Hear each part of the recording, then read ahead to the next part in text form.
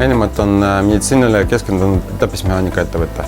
Me otsustasime seememasina hankida selle jaoks, et tagada veel parema kvaliteedi kliendi jaoks. Oleneb täitsa nendes detailidest, mis meil on praegu pingide peal.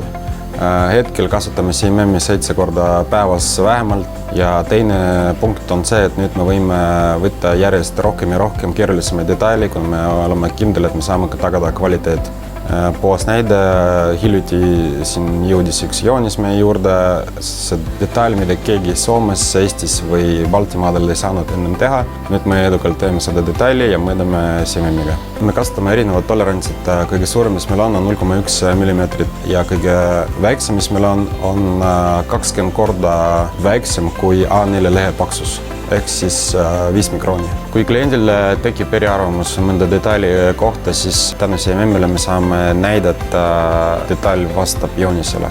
Me otsustasime CMM-i hankida Venteni abiga, sellepärast et meil juba enne oli pikaajaline ja lihtne koostöö nendega. CMM-i ostuga me oleme rahul, sellepärast et ta andis meile paindlikkust vastata turu nõudmistele.